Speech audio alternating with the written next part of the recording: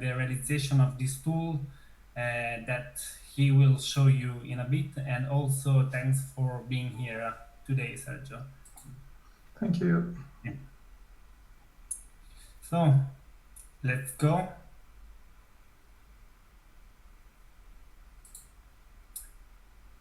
Who am I?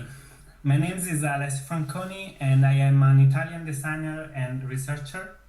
I always say that I grew up to study and work on sustainability because my mom and my grandma have always taught me the basic principle of sustainability and home circular economies. And they are always cascading the available and abundant resources around us and turn them into value for us and also for other families around us. From my master's and postmaster research on bio-inspired water collection system through my meeting with Professor Gunter Pauli at the Blue Economy Summer School in Hungary, I have always been interested in sustainability. And I decided to apply for a PhD at the University U of Venice in 2016 to work on circular product design, where after my experiences as being a Fulbright scholar at Rochester Institute of Technology, I discussed my PhD dissertation the past July. Enough about me, why we are here today. During my PhD, I work on a specific idea that of a design community platform that could help designers better understand and tackle the complexity of designing for circular economy. Think about something like Wikipedia, but related to the circular design strategies. To do so, for the last 3 years of my PhD, I worked on 3 projects that build on one another. First, new theoretical framework that can help designers to map, classify, and organize circular design strategies. I use the term DFX, that means design for X, where X may represent the best design approach for any given product. Second, an online tool which makes use of the framework to classify the design strategies. Third, after testing the framework and the tool in few workshops, I have designed a circular design workshop to facilitate scholars, the stakeholders design through multiple design loops. While framework and workshop have been defined and peer reviewed, the tool is a kind of living organism. It is a work in progress, which I started, but needs a lot more development. So this is the reason why we are here today. While I am in this transition period between my PhD and my hopefully coming career, I want to use this time to better understand its potential and value by engaging a group of people that could help me to do that. In my opinion, the tool and the community around it has the potential to become really useful things. Hopefully, it's going to be interesting for you, this presentation, as it is for me. So let me present you very quickly the framework and then show you the tool. In the second year of my PhD, I realized that despite the many taxonomies and classification of design strategies, there are no smart ways to define objectives and map design dependency throughout the product life cycles. Today, many people talk about circular economy and strategies we can apply for circular products, but often the complexity of managing circular strategy makes the transition complicated. I think one of the biggest problems may be the fragmentation of the information and the lack of detailed relationships between different circular strategies. So, for example, design for standardization is often mentioned as a circular design strategies. However, this strategy should not be used for products in the sharing economy, just as an example, because those products are usually shared between people. Someone may take advantage of them. Just think about bike sharing and how many bikes are vandalized for spare parts in many cities. Um, on the other hand, if the product is sold to the customer, maybe design for standardization is a good option actually. So, in my opinion, this controversy is true for all design strategies. All this to say that I try to understand what are the current frameworks used by professionals and create something that could better represent the complexity of the circular economy. I found that in general it is possible to divide frameworks in two categories. The hierarchy one, as you can see in the slide, is the first one from your left. Then the other, in other words, this is kind of a taxonomy, and the hierarchy two that is based on product life cycle. In the first case, professionals organize their objectives based on relevance. In the literature, design for safety maximization of design for cost minimization are objectives that are widely used. While in the circular economy, and more specifically in the technical economy, it can be assumed that there are five general objectives: maintain, reuse, refurbish, remanufacturing, or recycling.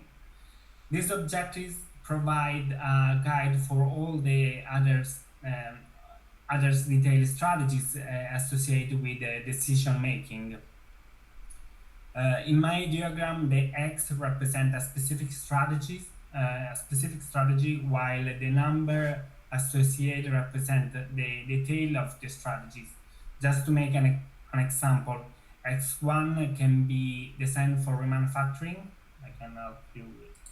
So we are here. So X1 can be designed for remanufacturing, and X2 here can be designed for disassembling, for example, and X3 here can be designed for limit use and diversity of tools. You need to disassemble the product easily in order to remanufacture it as quickly as you can to avoid high processing cost. In the second hierarchies, designer organize design strategies according to product life cycle phases. So for each phase of the product life cycle, there is a sector or a design group that deals with that specific part. The literature often refers to these work groups for their typically way of working in silos. This type of hierarchization always begins with the use and production of resource. However, in my diagram, I have, as you can see here, I have decided to add a new kind of phase, and that is the business and network. This is because in the circular economy, business decision and stakeholders can influence the structure of the product and the flow of the product. Then we have the phase two, that is resource use and production, and then phase three, that is forward logistics, then phase four, that is sales, phase five, that is user and operation, phase six, that is the service and maintenance, phase seven, that is reverse logistic, and phase eight, that is the recovery. Here strategies follow a different order, taking the same example of before: design for remanufacturing, design for disassembling, and design for limit use and diversity of tools. are all of them in phase 8 actually. But if we think another strategy that can be designed for change behavior, we will have these strategies here in phase 5, that is use and operation. In the third hierarchy, design may organize design strategy. Designers may organize design strategies accordingly to product lifetime. I have never seen this kind of hierarchization in literature, but it is kind of obvious that if you want to remanufacture the product for 4 times and then recycle it at the last loop, you should plan all the recovery objectives together, obviously. In addition to that, I observed that during my circular workshops, people need to see the loops. Otherwise, the concept of multiple loops is too abstract for them. After many interviews and visual experimentation, I came out with a framework in this that you can see in this slide. I called it the multi-hierarchical design for X framework. As I said before, X1 represents the circular objective, and so it is the overall objective that all the stakeholders working at the different phases must aim for. All the other strategies around X1 should be defined by the various design teams for each phase of the product life cycle. The increased number of numeration represents the detail of the strategies in the silos. If X1 is the overall design objective, X2 is the specific objective of the different internal and external stakeholders. While the loop around the loop here around the represent the total lifetime of the product. For every loop, stakeholders will define a different X1, X2, X3. Here you can see better how different loops work. So for each loop, you should design which X1 you want to achieve in this specific loop, and then design all the others strategies. I think this architecture of design strategies is more dynamic because it doesn't define a specific strategies but helps stakeholder explore multiple design options. Also, unlike previous taxonomies, this framework can help to dynamically map design strategies and define values for all stakeholders involved throughout the different product life cycle. It helps connecting different strategies between the different circular products recovery options and connect cross-phase, cross-system, and also cross-loop collaboration. Okay, that was a lot of theory, but the reason why that was important is because it allowed to think about ways to access spare design strategies in a new, practical and structured way. Building on that theory, the representation you see in this slide was the initial idea of how I wanted the tool look like. The intention was to develop an interactive, dynamic, and data visualization that could shows how different strategies affect one another. For example, if you needed to design a shared mobility service, you would look for design for product sharing, and then the tool would automatically suggest the most appropriate design strategies that could be associated with that strategies. Unfortunately, this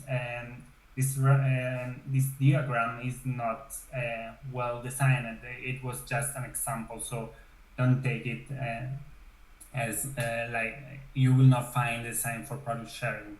Anyway, This mechanism, in my opinion, is a great way to simplify the communication of design strategies and opportunity throughout the multiple product life cycle. And also, it helps stakeholders to understand how a specific design strategies can influence positively or negatively other phase of the product life cycle, facilitating the collaboration between different silos and professionals.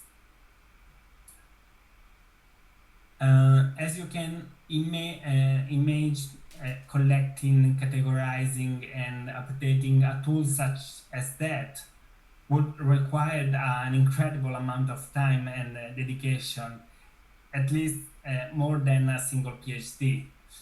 For this reason, I start to think of it more as a collaborative tool, something that would need a community of professionals, academics, and students that can contribute and maintain it. This is a bottom-up approach that is different from the other top-down tools that already exist today, but I believe this has a potential to create more diverse and nuanced content repository and inspire new way of working, let's say. Um, in this diagram on the slide, you can see how disaggregated information that exists today can be transformed to by the community into something more structured and focused, thanks to a framework and a tool. Once the information has been structured, it is possible to get two results actually. Professional professional students or academics can use the information with Creative Commons license and implement the circular economy in their context. On the other hand, you can actually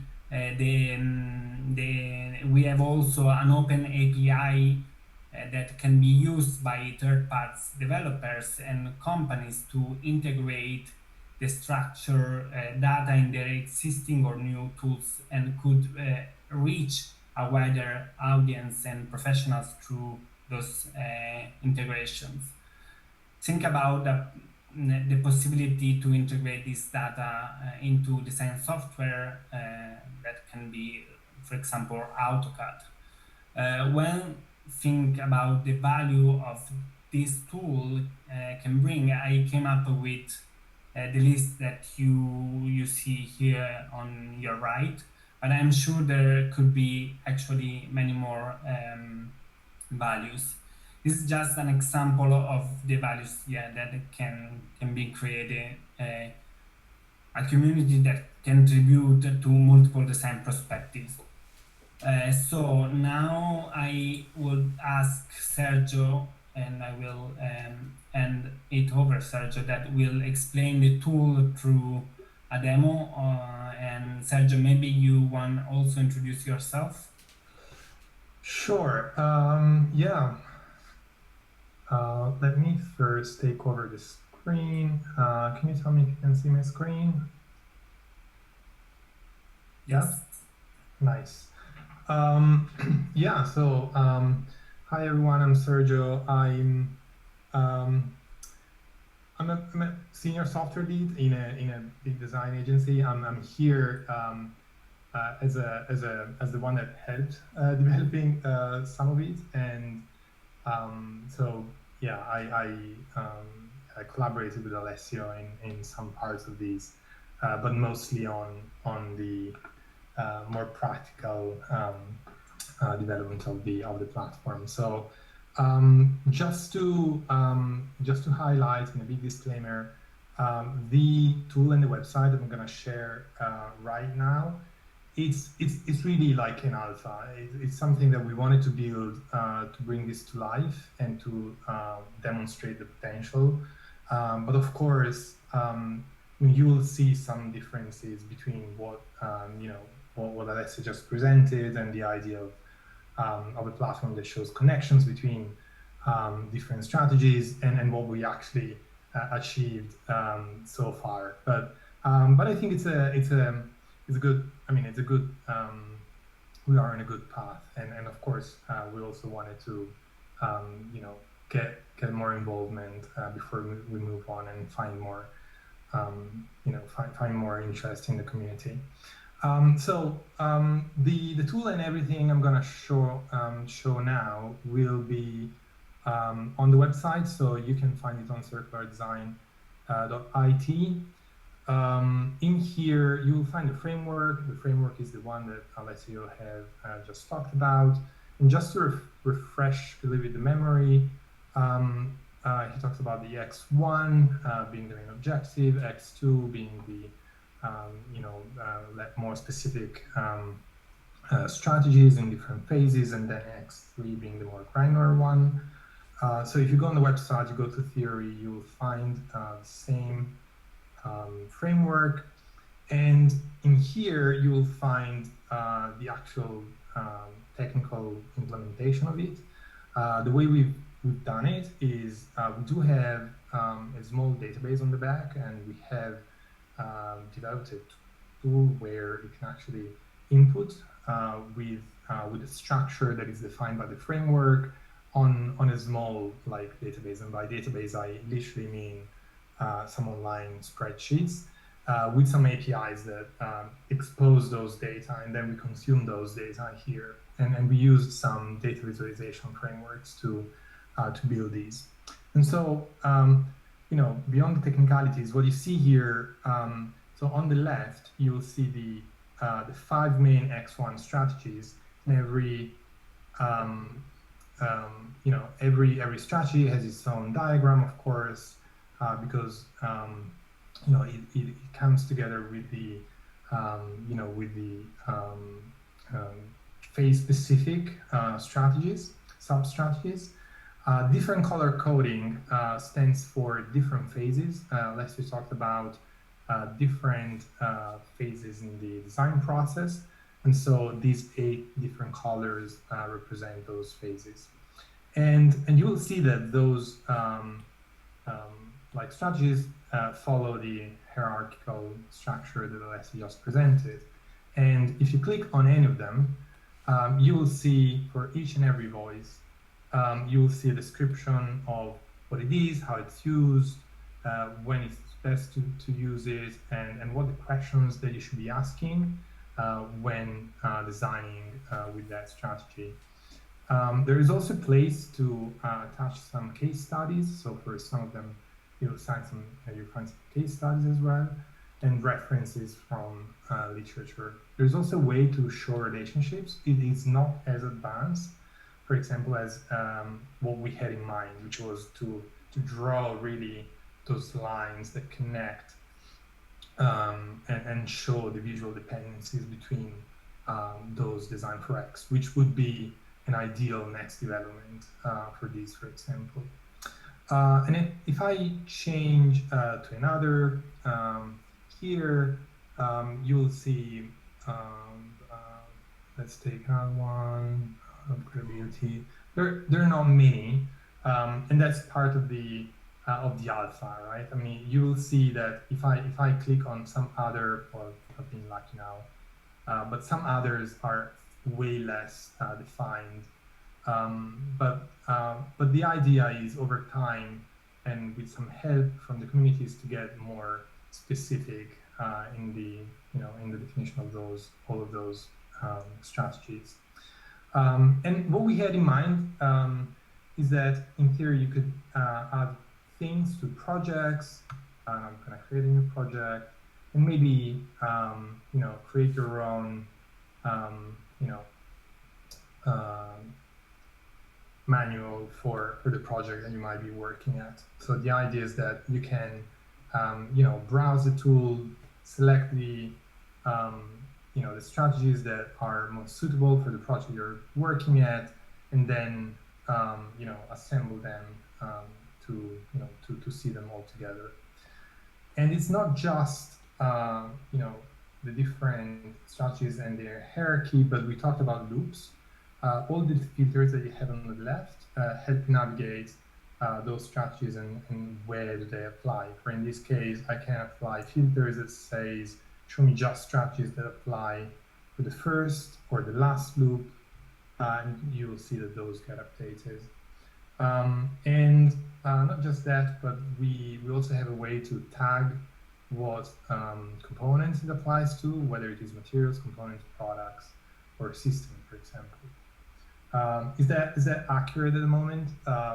Again, no, it's just an alpha. We would want to build something which is more accurate in terms of the data that sits behind.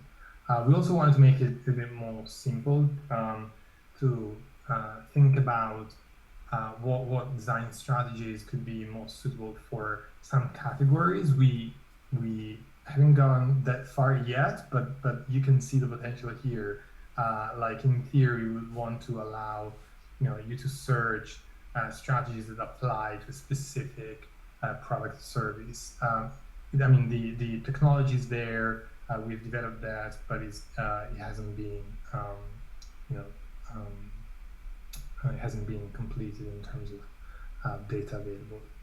So we've seen, for example, here that we also have some case studies. We also have a case studies section on the website.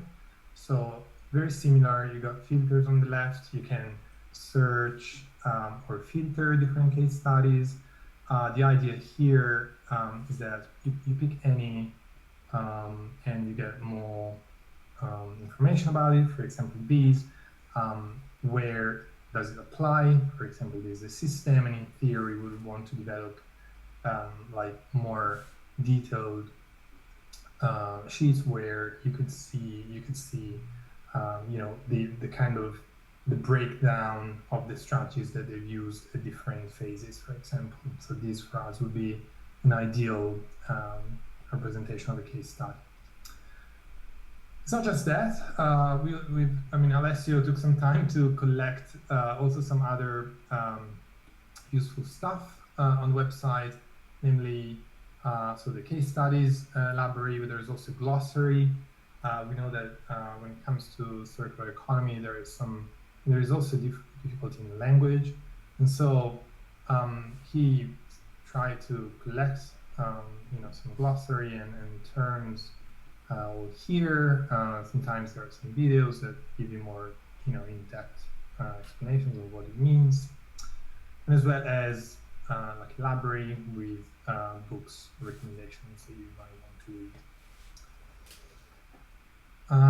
Yeah, and that would be it for the demo. Going back to the meeting, and before we jump onto maybe more kind of a feedback session, do you have any questions? Maybe on the tool or the demo, any doubt or additional question you might have? I read that someone wrote, Marco, I would like to introduce the tool to my bachelor student in the course Circular and Social Design. How can I let them contribute? So if you want, I know that usually students, it depends in which grade are your students, but if you want, we can organize and let them experiment a little bit with the tool, of course. I would be really happy about that. I think that I've got a question from Scott. Is there a demo of the tool? Yes, Scott, we've just gone through the demo right now. I think maybe you got stuck on Alessio's presentation. See anything on the slide? Yeah. I think maybe we can share the recording afterwards, and I'm gonna send you the link, perhaps. Yeah, you can send it to everyone. Yeah. Apologies for that, Scott. All right. Do we have any other questions? Are you considering making the industry-specific versions of the tool? A very good one. And what do you mean with the industry specific? Like one for fashion, one for I don't know, some other industries. I think that the tool will be a bit generic. That's because it will not go in deep to a specific industry, and yeah, I think it is quite impossible because there are too many strategies, and so maybe some strategies are more appropriate for some specific industries, and that in that case, yes, but some strategies are quite general, so I think that it depends. So it depends of the strategies. When we talk about remanufacturing, you can remanufacturing everything actually, so it depends. And I don't know if I answered to your question. I hope, hopefully yes. It's Dave here. Nick asked a question about business models. Yeah. Hi, David. Hi there, good to hear you. Might circular product design become less complex once a company has carefully defined their circular business model? I don't see it. Yeah, the business model it's a big part of the framework. So of course it play a big role in the framework and in the tool. So you always decide which business model you want for your business, and then the tool should automatically show all the other strategies that are related to that kind of business model. So the business model it's a kind of a key for this tool. Going back to the phases, business and network is supposed to be phase one, right? So it's actually early on in the phases of the framework. So I read another question: what development do you want for this project? So the basic idea is to develop something like Wikipedia. So all the people are free to contribute and write different strategies. The strategies are like any person can add new strategies. It's not just that someone adds strategies and then people can write about it, but people can even find new strategies or have specific strategies in mind, or maybe have experience in some specific strategies, and he or she want to write about that specific strategies and can add it. And so that is the idea, is to develop a community around it, and take care of the community as well, and maintain the tool. So that is more or less what I had in mind. From the technical side, I can add there is also a desperate need for more development. What you have seen, I mean, it is working. I mean, it's real software. It's working. There are APIs and everything behind that. But I mean, to grow, like, content could be on like open, and but in terms of software, we see these growing probably as an open source as well, where the community could keep developing it and maybe developing external tools or connections to other platforms as well. But there is a need for development. Another question is if you achieve scientific papers on circular product design, as the literature is really lacking. So the tool is based for now on scientific papers, and I always try to refer all the authors, but of course the strategies can come from industry. So in that case, it's an experience that someone has in an industry, and then one share it with the community. So Yes, some strategies are based on literature, and we actually develop another nice tool. Sergio, maybe you want to show it as well, because the literature, when you write a Yeah. tool, you can check the That would require me to log in to the thing, but yeah, it's a, so it's a very little thing, but it's actually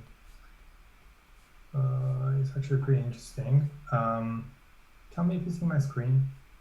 Yeah. Nice. So there you go. So I mean, this is a fairly scrappy editing tool that we're using at the moment, but so these things, the connection to Google Scholar. So whenever you're designing, you're inputting a new strategy on the tool, and this is the tool that we use to input those. Let's try one. For design for, I don't know, maintenance. It goes on Google Scholar and checks for the scientific saturation on that topic. And so it tells you already if there is enough literature on Google Scholar about the topic. And if I go and check something more specific, like, I don't know, like take back programs, I would imagine there is, yeah, for example. So the scientific saturation changes. So, like, for example, this tool can be used by scholars to understand when the saturation, the level of the saturation, and so on. So of course, we didn't bring in the actual articles, but that would be fairly easy with an integration. You could just link to the Google Scholar results. So there are other questions.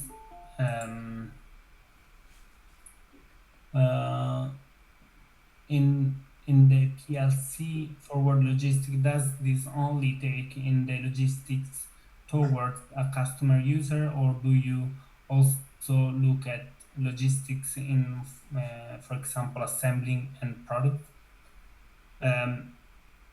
So it depends the connection between strategies. So I didn't have a specific focus on a specific phase of the product life cycle, but instead the idea it was to connect everything, all the strategies together, and see how these different strategies are connected. So it depends again when which strategies you use in the logistics, and how it affect also other phase of the product life cycle.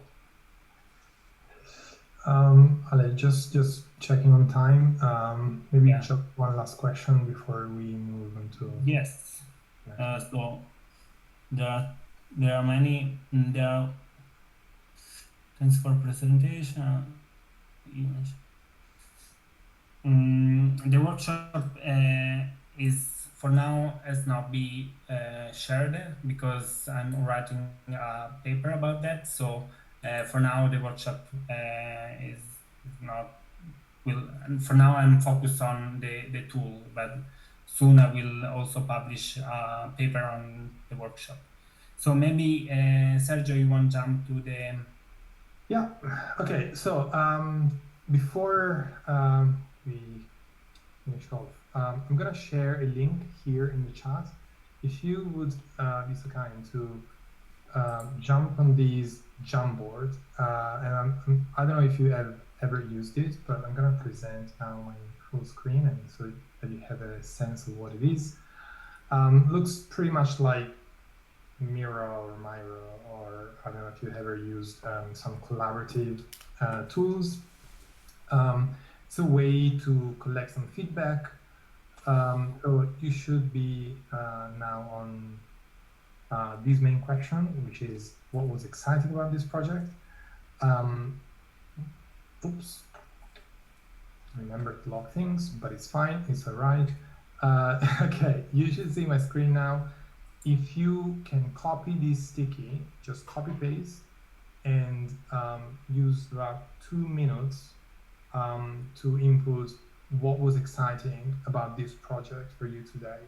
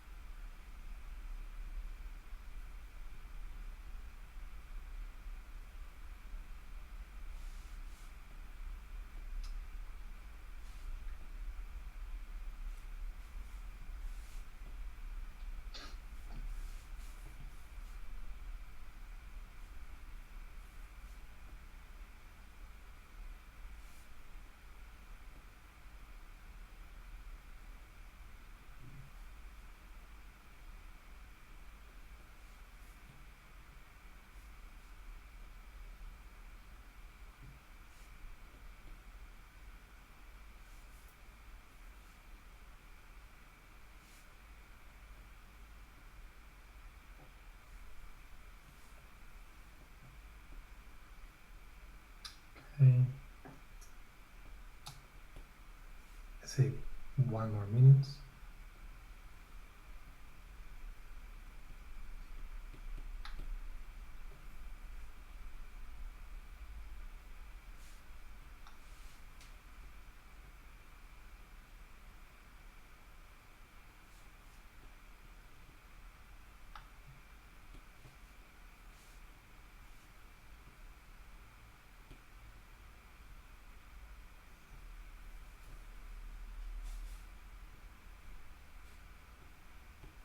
See a lot around. There is finally some tools. There is an actual tool. It's open source. Around community, which is good. Okay, time's up. Wrap up your stickies. So we can move to the next question. Wrap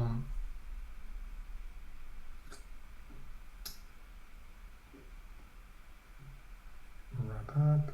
Perfect. Time's over. So if you move on to the next slide, if you see on the top right corner here, there is a next frame. You can copy. Again, I'm going to remove the background because it gets in the way.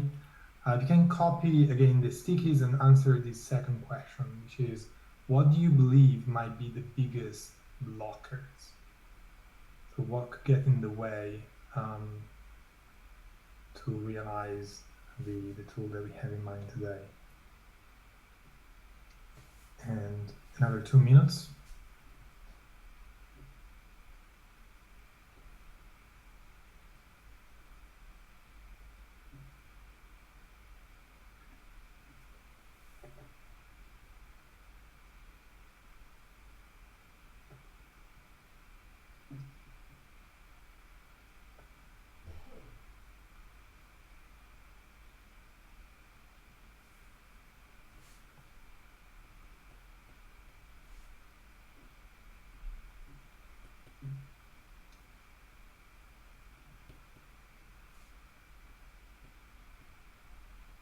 Unless you're getting a job, unless they don't want you to get a job.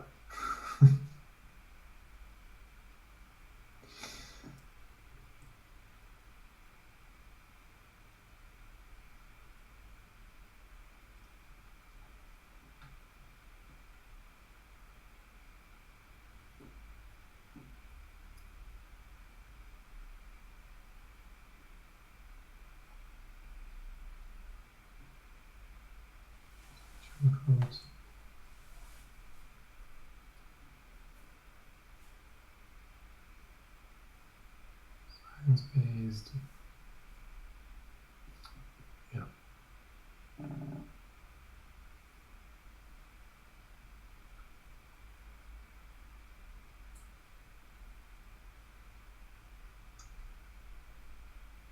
So these are kind of abstract.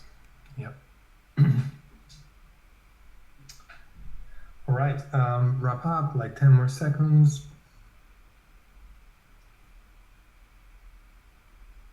Try to wrap up your stickies. Too theoretical, complexity. All right, time's over. So if you can wrap up this one, we're gonna move on to the next one and final. We won't take too much of your time. We plan to finish sharp on time. And okay, same thing. If you can move to the next one with the top right arrow and answer this question. So which one among your skills or superpowers could contribute to this project? And when we say superpowers, we mean anything really, like access to network. I've got money because I work for a bank, or I've got students that could potentially collaborate. So it's either like first-hand skills or something you can access to. Like, I lobby a lot in the European Union. That's a very good one. That's a very good superpower. 2 minutes.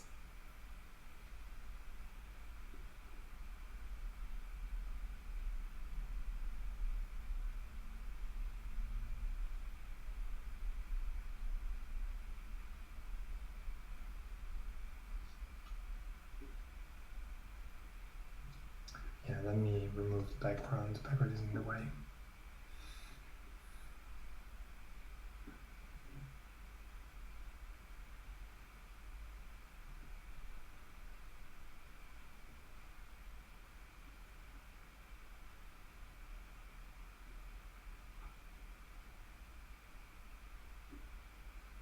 I think maybe just in this case, if you could maybe add your name at the end of this of the sticky note, it would be easier to understand who's bringing this skill or superpower.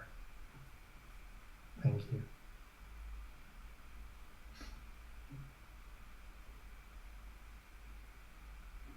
Of course, if you want to.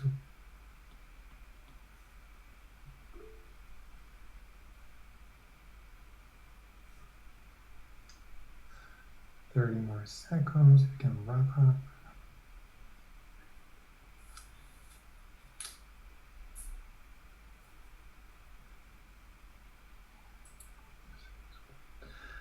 I really like this one. Using this tool to create a more company-specific tool. We're already building on top of it.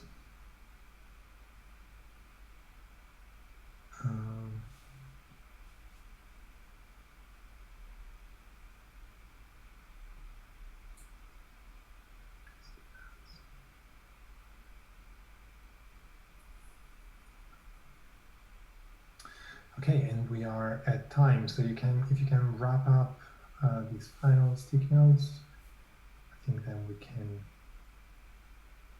wrap up. Stop sharing. I think, Sergio, there was my email after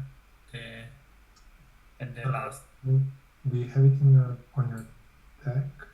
Yeah, in any case, I send a message, an email to everybody. So if you want participate in, or would you like, in which way you can contribute somehow, just drop off an email and maybe we can organize something.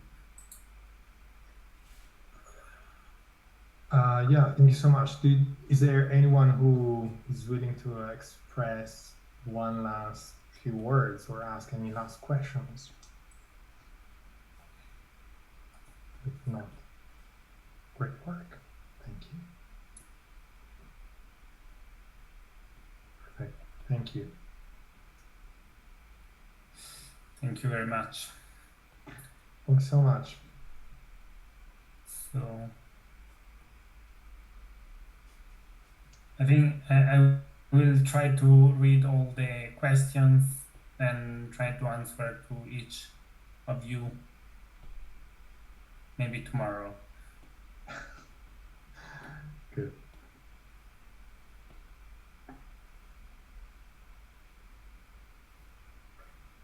Okay.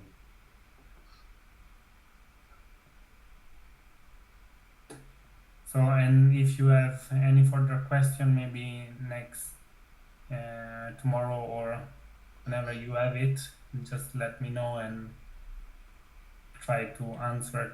And if you have students that want contribute to it, let's start with students. I think it's a good exercise for them. All right. I think it's a wrap. Yeah. Thank you very much.